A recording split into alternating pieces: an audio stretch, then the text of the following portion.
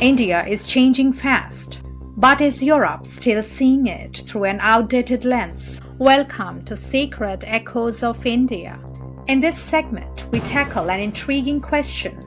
Can Europe truly grasp India's evolving identity? Why does Europe find it challenging to fully acknowledge India's ascent?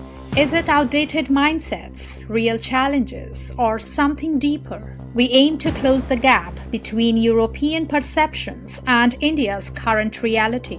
India, now the world's most populous nation and the fifth largest economy, is no longer just an emerging power. It is a global force in the making. Yet, within the corridors of European business, politics, and media, there remains a cognitive gap, a reluctance, even an inability, to fully envision India's ascent as a leading global player.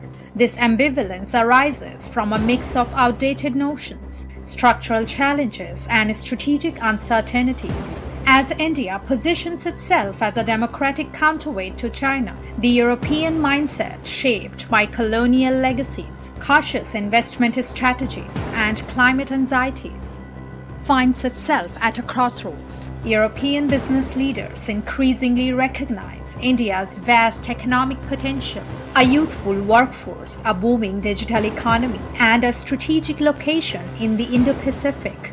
However, this excitement often encounters bureaucratic obstacles, legal uncertainties, and deficient infrastructure. While the Indian government has introduced reforms like faster business registrations and digital taxation, many European investors find the market complex and slow. The narrative surrounding the ease of doing business is improving, yet skepticism remains, particularly when compared to centralized systems like China. With China facing rising labor costs and geopolitical scrutiny, India is increasingly seen as a viable alternative for manufacturing and supply chain diversification. But the shift is slower than many expected. Why European companies point to challenges such as land acquisition issues, inconsistent power supply, and varying state regulations as significant hurdles. Furthermore, China's well-established logistics network makes finding large-scale replacements in India both risky and costly in the short term. However, sectors like electronics, automotive components, and pharmaceuticals are gaining traction, supported by India's PLI schemes and a proactive push for China Plus One strategies. Despite the challenges, certain Indian sectors are seen as ripe for collaboration.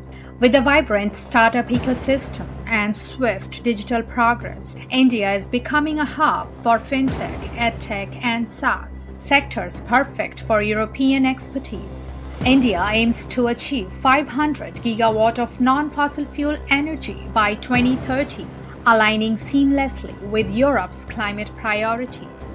This creates excellent opportunities for joint efforts in solar, wind, and hydrogen energy. India's pharma industry, already vital to global supply chains, offers scalable, affordable solutions for the aging European population. Strategically, India is becoming central to Europe's Indo-Pacific vision, especially as a counterbalance to China's influence. Defense partnerships, maritime security cooperation, and technology exchanges are growing. Nevertheless, diplomatic relations remain intricate. India's non-aligned stance on global conflicts, like its neutrality regarding Ukraine, often puzzles Europe. Some see this as pragmatic, while others perceive it inconsistently, raising doubts about mutual trust. Historical baggage casts a long shadow. For many Europeans, their views of India are tinted by colonial stereotypes of poverty and chaos. This outdated image often blinds observers to the dynamic modern India we witness today. European media frequently emphasizes social challenges like poverty and inequality, often neglecting significant progress, reforms, and grassroots innovations. While these issues deserve attention, the absence of balanced narratives perpetuates a narrow, at times condescending, view of India's growth. India's role in climate discussions is critical and contentious. while Europe advocates for ambitious climate objectives. Aligning these goals with India's energy requirements and coal reliance is complex. European critics argue that India's emissions threaten global targets. India counters that it is still a developing nation with low per capita emissions and a right to energy equity. This tension creates both friction and opportunity. Green energy partnerships, tech transfer, and climate finance could be key areas for deeper cooperation. However, this must be approached with mutual respect, not blame.